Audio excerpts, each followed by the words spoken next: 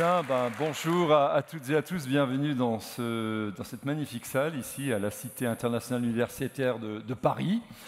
C'est un immense plaisir, un immense honneur d'ouvrir aujourd'hui cette Assemblée générale de la Confédération nationale du Crédit Mutuel.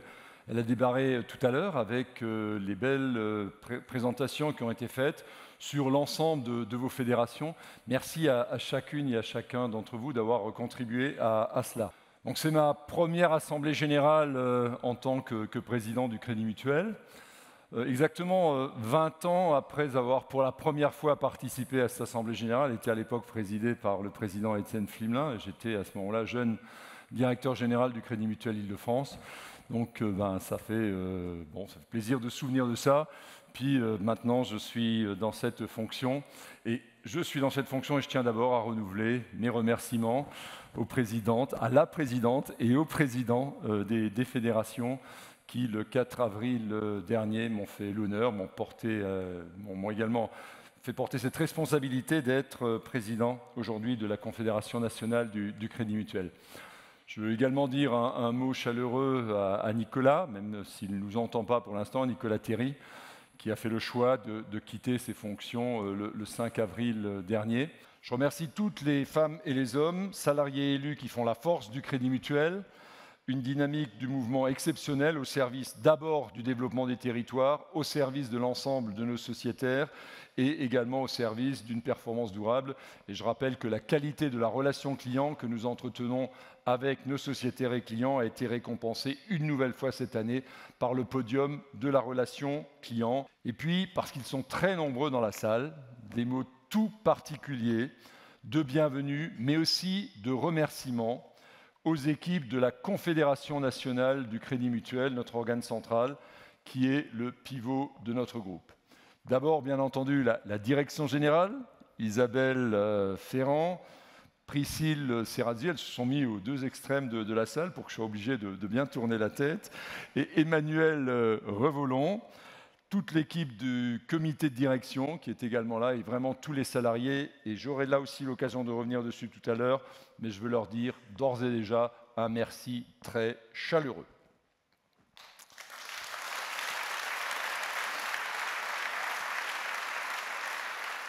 Nicolas Terry n'a pas pu être avec nous aujourd'hui. Il a cependant souhaité, et on le comprend, s'adresser à vous. Donc je lui passe tout de suite la parole. Bonjour à toutes et à tous. Désolé de ne pas être avec vous aujourd'hui, mais je pense bien à vous parce que la Confédération, c'est la maison commune du Crédit Mutuel. Une maison que j'aime beaucoup. J'aime ses équipes, leur dynamisme, leur ouverture, leur volonté de faire réussir le collectif. J'apprécie beaucoup les trois directrices générales, Isabelle, Priscille et Emmanuel. Et évidemment, tout mon soutien va à notre nouveau président, Daniel Ball, homme exceptionnel avec qui j'ai construit tant de choses autour de ce triptyque du Crédit Mutuel, d'unité, de subsidiarité et de solidarité. Alors pour moi, c'est un moment d'émotion parce que j'ai beaucoup aimé le travail avec la Confédération. On a eu à gérer une sorte de basculement du monde bancaire avec la supervision européenne, l'union bancaire, les taux négatifs qui ont fait éruption, puis après le Covid, l'inflation, la remontée des taux. Et tout ceci montre en peu d'années à quel point notre groupe est adaptable, à quel point il est solide, à quel point il est résilient, et ça me rend très optimiste pour l'avenir. Et nous avons aussi conduit une réorientation du mutualisme pour faire face au dérèglement climatique et social. C'est un dérèglement majeur, une révolution du capital. Il faut mettre à la poubelle beaucoup de capital carboné et faire émerger un capital plus sobre, peut-être moins rentable mais plus solide. Une révolution du travail avec des salariés plus jeunes qui veulent plus de sens, plus d'implication, mais c'est aussi le cas des moins jeunes, et une révolution sociale qui fait appel à plus de démocratie, à plus de lutte contre les inégalités. Et à chaque fois, on revient à la racine du mutualisme, un mutualisme de service de chacun et de sens collectif. Un mutualisme de mouvement, d'ambition, de projet, loin de l'esprit de frontières, de repli ou de regard vers le passé. Alors, ça me rend serein, ça me rend optimiste, ça me rend très motivé pour vous et pour la Confédération, pour ce groupe uni et dynamique qu'est le Crédit Mutuel. Et je voudrais adresser pour terminer 3 petites cartes postales très amicales à Catherine Barbarou, à Alex Wemer et à Olivier Auger, avec qui j'ai eu tant de plaisir à travailler et à construire. Je vous souhaite, de même qu'à vous toutes et tous, beaucoup de bonnes choses. Et le moment est venu maintenant, un moment que vous attendez avec beaucoup d'impatience, je le sais, moi en tout cas je l'attends avec beaucoup d'impatience. C'est le rapport d'activité qui nous sera présenté par notre directrice générale. Je vous demande d'applaudir Isabelle Ferrand.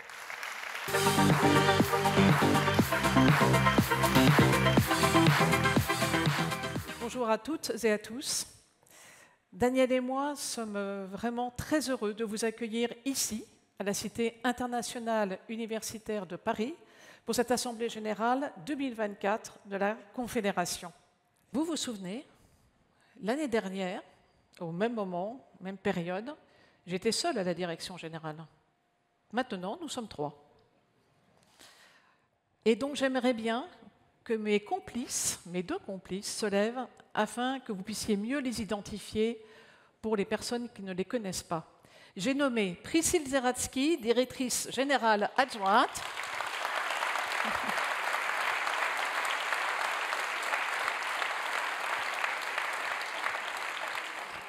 Et Emmanuelle Révolon, directrice générale adjointe en charge des finances. Alors pour ce rapport d'activité, j'ai l'honneur de vous présenter en images les comptes consolidés 2023 du groupe Crédit Mutuel et j'évoquerai ensuite les différentes priorités de votre organe central.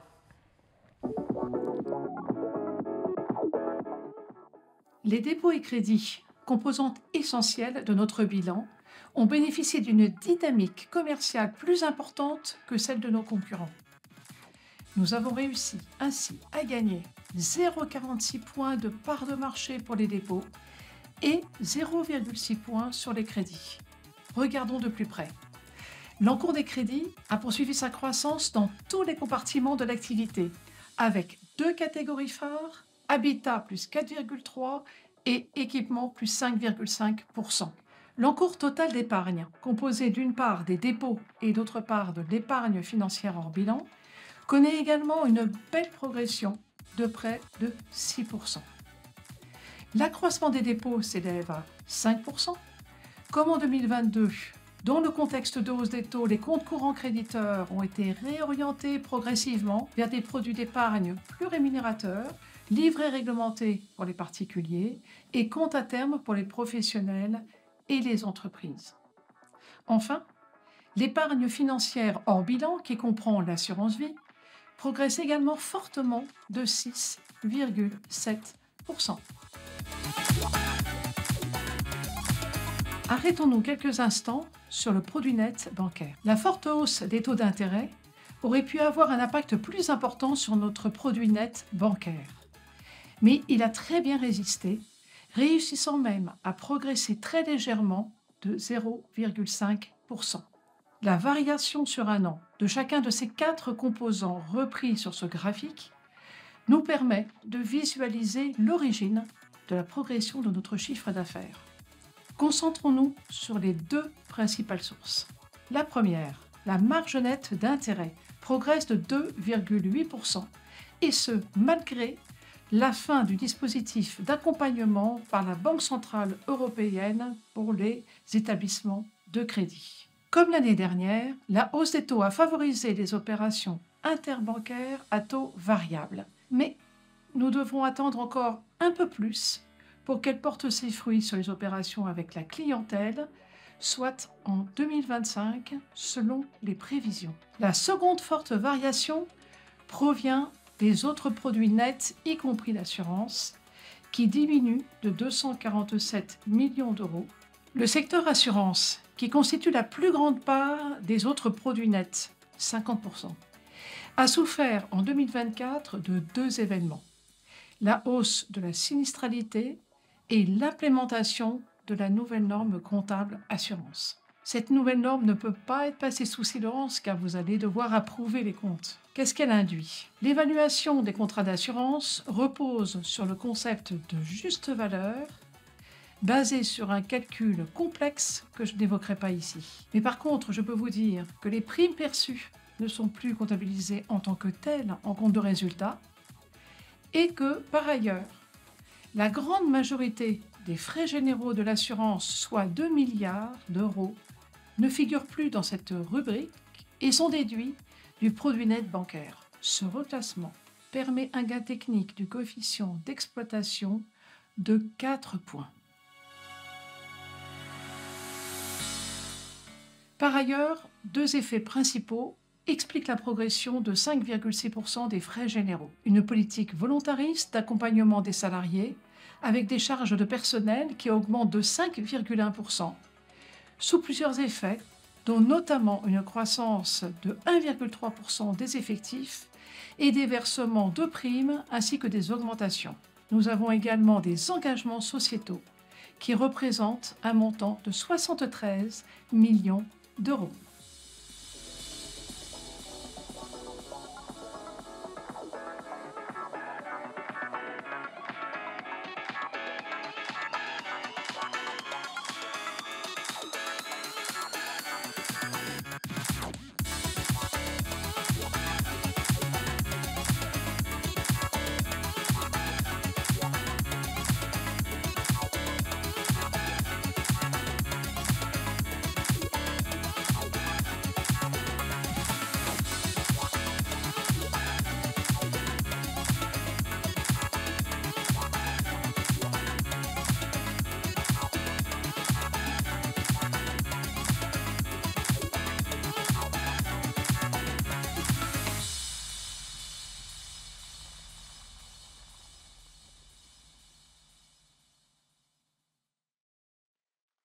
Après la présentation des comptes consolidés, le moment est venu de partager avec vous les priorités que j'ai voulu donner ces derniers mois à la Confédération et celles que nous, c'est compliqué de les avoir, que nous souhaitons pour 2024.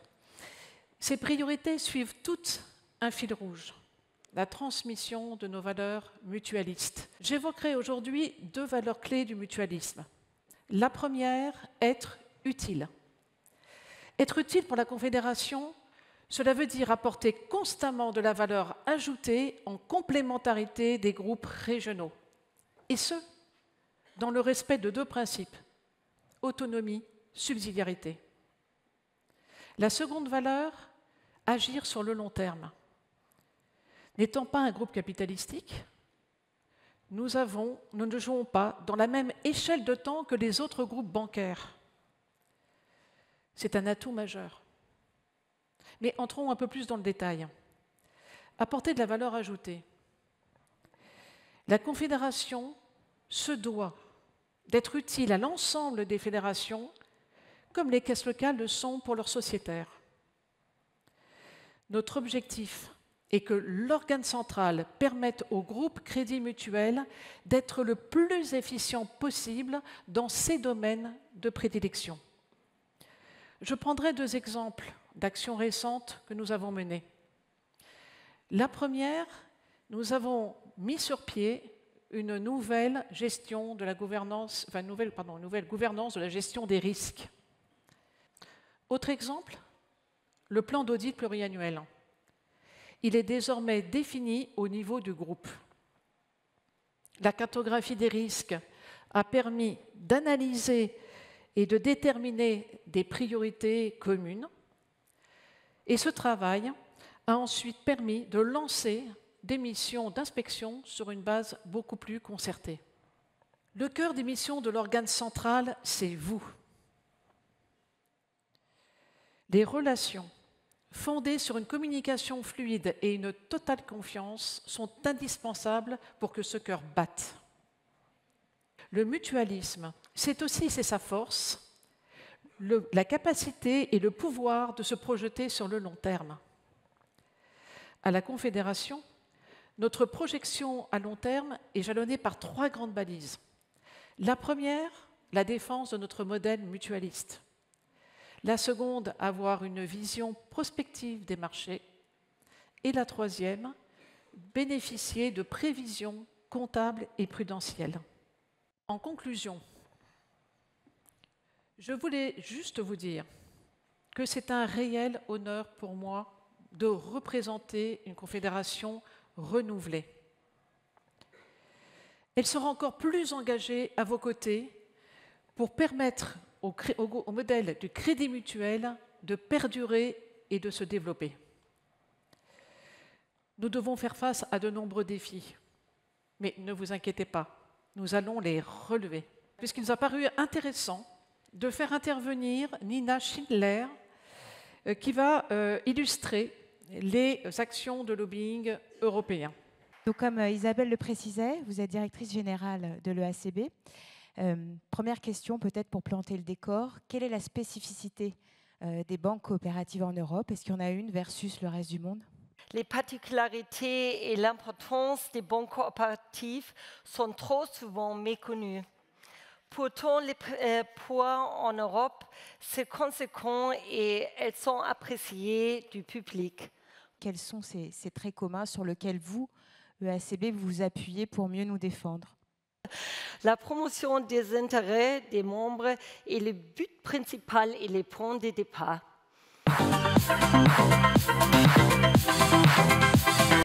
Donc c'est une deuxième assemblée générale post-protocole qui se déroule dans un contexte apaisé. Alors 1 an après, je le disais, le bilan est positif, les statuts ont été modifiés, la déclinaison opérationnelle du protocole a été largement engagée et elle se poursuit.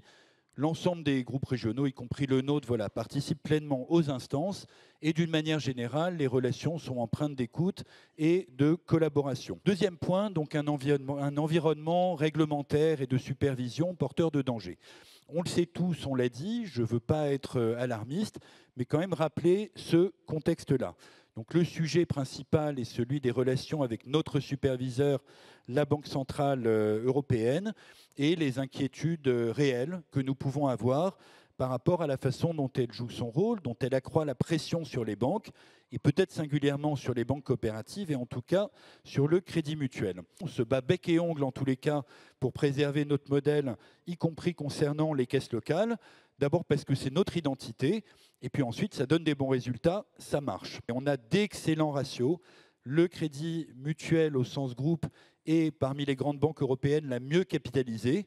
Quelle meilleure défense que celle-là par rapport à la performance en matière de gestion des risques. Et puis par rapport à ça, ben voilà, c'est aussi la rentabilité, la performance dans tous ces domaines. En matière d'environnement et d'écologie, je trouve qu'on a, voilà, là aussi sans se concerter, adopté des chemins très proches en matière de sortie des énergies fossiles. Je rappelle que toutes les autres banques, j'exclus la Banque Postale, mais ce n'est pas vraiment une banque d'entreprise, je suis désolé, mais toutes les autres banques d'entreprise, elles sont encore engagées à fond dans le financement de l'extraction du pétrole, du charbon, du gaz, des matières premières. Donc on a eu un acte courageux et un acte qui est un renoncement et qui se traduit par une perte de chiffre d'affaires pour aller créer de la valeur sur autre chose. Donc ça, c'est tout à fait convergent et on le fait dans d'autres domaines. Donc dans une économie française dont la situation à court terme est compliquée et dont des faiblesses structurelles apparaissent, dans une société française qui est quand même de plus en plus clivée, de plus en plus fragmentée, de plus en plus violente parfois, je crois qu'on n'a jamais autant eu besoin de ce que nous sommes, d'une banque mutualiste, d'une banque qui apporte de solutions, du crédit mutuel, uni et pluriel. Merci beaucoup.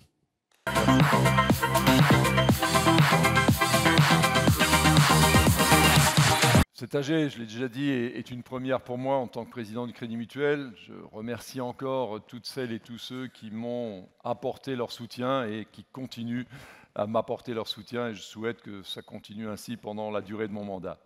Je veux juste rappeler que cette nouvelle responsabilité, je vais l'exercer, évidemment, et je veux l'exiger avec simplicité, avec exigence, mais aussi avec bienveillance. Nous devons évidemment rendre le meilleur service à nos 8 900 000 sociétaires, bien sûr à tous les clients, et nous devons être d'avant-garde, nous devons aller de l'avant, nous devons anticiper Anticiper également dans la protection que nous devons apporter à la société, notamment dans les domaines environnementaux et sociétaux.